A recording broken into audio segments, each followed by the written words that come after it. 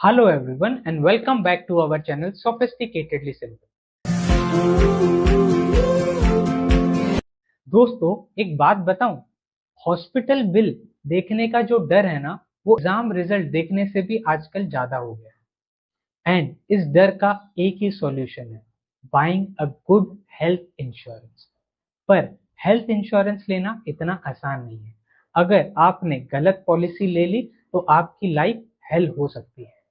तो आपको health insurance लेते समय क्या क्या पॉइंट्स का ध्यान रखना चाहिए, आज मैं आपको सोफिस्टिकेटेडली सिंपल तरीके से बताता हूँ। तो चलिए वीडियो शुरू करते हैं। चलिए, सबसे पहला पॉइंट बड़ा ही सिंपल है। आप जब भी हेल्थ इंश्योरेंस ले तो हमेशा एक रेप्यूटेड कंपनी से ही लेना, जो मार्केट में एस्टैब्लिश्ड हो, जिनका क्लेम सेटलमेंट प्रोसेस बड़ा ही स्मूथ हो। क्योंकि अगर कल को आपको जरूरत पड़ी तो ऐसा ना हो कि आप खाली कस्टमर केयर को ही फोन कर रहे हो एंड उनका ही वेटिंग पे ही लटके हुए हो। तो मेक श्योर करना कि जब भी आप हेल्थ इंश्योरेंस ले तो हमेशा एक रेप्यूटेड कंपनी से ही। दूसरा पॉइंट जो आपको ध्यान रखना चाहिए वो है सम एश्योर्ड। मतलब आपको अपना कवर अच्छा सा सेलेक्ट करना चाहिए। ऐसा मत ले लेना कि आपने 2 लाख 3 लाख का कवर ले लिया, क्योंकि आज के दिन अगर आप कोई छोटा से छोटा या नॉर्मल भी कोई सर्जरी भी करवाते हैं हॉस्पिटल में, तो मिनिमम 2 से 4 लाख का बिल तो आ ही जाता है। तो आप अगर 2 लाख या 3 लाख का कवर लोगे, इट इज जस्ट लाइक कि आप बुलेट चला रहे हो बिना कोई हेलमेट के। तो मैं आपको सजेस्ट करूंगा कि आप जितना हो सके उतना ज्यादा सम एश्योर्ड ले। मिनिमम 10 से 15 लाख तो आपको लेना ही चाहिए। एंड अगर आपका बजट अलाउ करता है तो उससे ज्यादा सम एश्योर्ड के टूवर्ड्स भी आपको जाना चाहिए। नंबर थर्ड पॉइंट जो आपको ध्यान रखना चाहिए वो ये है कि ये चेक करो कि आपकी पॉलिसी में क्या डिस्पोजेबल आइटम्स कवर है क्या। मतलब मैं समझाता हूँ। मानो जब भी कोई ऑपरेशन या सर्जरी होती है तो काफी डिस्पोजेबल आइटम्स भी यूज पे आते हैं, जैसे कि ग्लव्स हो गया, सिरिंज हो गए, मास्क हो गए। एंड मैक्सिमम कंपनीज क्या करती है, ये सारे चीजों पे जो डिस्पोजेबल आइटम्स है उसका कवरेज नहीं देती। तो मान लो कि आपका हॉस्पिटल का बिल आया है 2 लाख रुपए, जिसमें से आपका डिस्पोजेबल आइटम्स का कंपोनेंट है 25,000 रुपए। तो इंश्योरेंस कंपनी आपको 1,75,000 का तो क्लेम दे देगी, 25,000 रुपए आपको आपके पॉकेट से देना पड़ेगा अगर आपके पॉलिसी में ये डिस्पोजेबल आइटम्स का कवर नहीं है। तो मेक श्योर करना कि आप चेक करें, अपना पॉलिसी डिटेल्स को पढ़े एंड ये मेक श्योर कर लो कि ये वाला कवर आपको लेना है कि नहीं लेना है। फोर्थ पॉइंट है रूम रेंट का कैपिंग। ये एक बहुत ही इंपॉर्टेंट पॉइंट है जो आपको ध्यान देना चाहिए पॉलिसी लेते समय। ये चेक करना कि आपके पॉलिसी में अभी भी कोई रूम रेंट का कोई स्पेसिफिक अमाउंट की कैपिंग नहीं हो। एग्जाम्पल देता हूं कि आपके पॉलिसी में सपोज लिखा है कि आप 5,000 रुपए तक का कोई हॉस्पिटल में रूम ले सकते हो। अगर ऐसा कोई क्लॉज है एंड मान लो आपने कोई कारण की वजह से आपको 5,000 का रूम नहीं मिला, आपको 10,000 का रूम मिल गया, ठीक है। तो आप ये, अगर आप ये इल्यूजन में हो कि एक्स्ट्रा 5,000 रुपए तो पर नाइट लगा, बाकी तो सारा इंश्योरेंस कंपनी कवर कर लेगी, पर रियलिटी में ऐसा नहीं होता। आप जितना भी एक्स्ट्रा का रूम लोगे ना, उसी प्रपोर्शन में आपका पूरा बिल को वो क्या कर देंगे, डिवाइड कर देंगे। मैं आपको बताता हूं कैसे।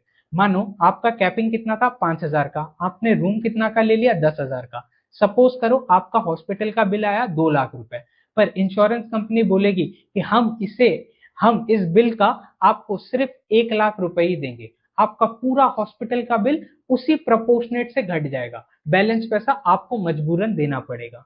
तो जब भी हेल्थ इंश्योरेंस ले, हमेशा मेक श्योर करना कि आपकी रूम रेंट की कोई कैपिंग ना हो। तो ये काफी बेनिफिट का सौदा रहेगा आपके लिए। फिफ्थ पॉइंट जो आपको ध्यान रखना चाहिए वो ये है कि आपको अपने पेरेंट्स का जो अगर हेल्थ इंश्योरेंस है उसको आपको सेपरेटली परचेज करना चाहिए। क्यों?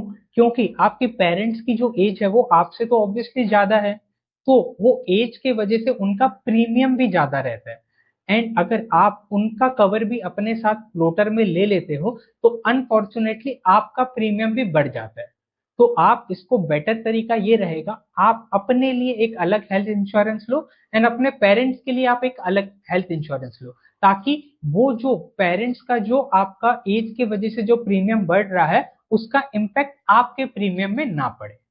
पॉइंट जो मोस्ट इंपॉर्टेंट है, मेक श्योर करो कि आप अपना health insurance at a very younger age आप ले लो। क्यों, मैं आपको बताता हूँ। जब आप हेल्थ इंश्योरेंस लेते हो ना, कुछ कुछ ऐसी डिजीजेस होती है जिसमें वेटिंग पीरियड होता है। मानो एक डिजीज है एक्स, वो कहते हैं कि ये एक्स डिजीज के लिए आपको कवर मिलेगा 2 साल के बाद। मानो कोई वाई डिजीज है, उसके लिए वो कहते हैं कि ये डिजीज का आपको कवर मिलेगा 3 साल के बाद। तो मतलब 2 3 4 साल ऐसा कुछ कुछ डिजीजेस में क्या होता है, वेटिंग पीरियड होता है।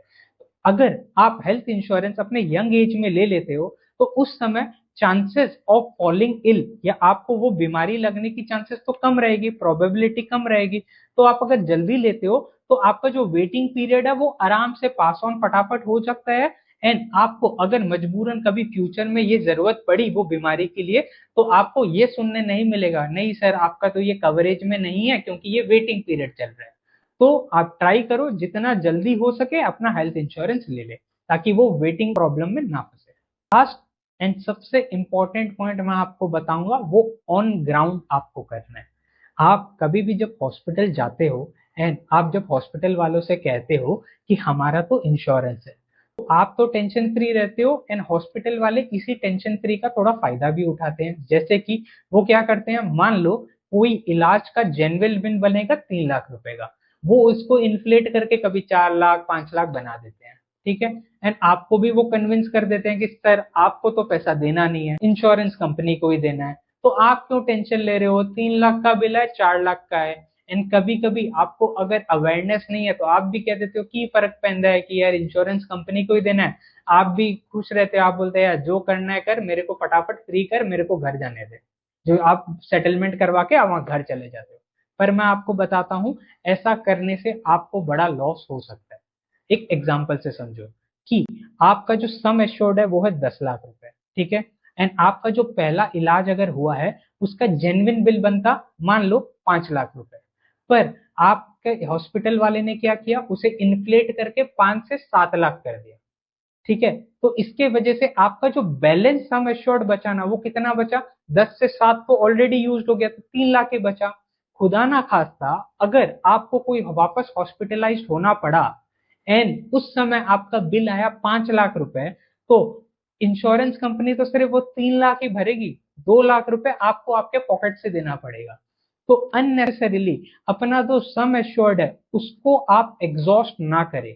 हॉस्पिटल वाले पे आप भी थोड़ा प्रेशर क्रिएट करें, उनसे रिक्वेस्ट करें कि वो भी अपना जो बिल है उसे इन्फ्लेट ना करे, जो जेन्युइन बिल है वो ही दे, वही पैसे हम इंश्योरेंस कंपनी से क्लेम करें, ताकि एक विन विन सिचुएशन रहे, कंपनी के लिए भी, इंश्योरेंस के लिए भी एंड आपके लिए भी।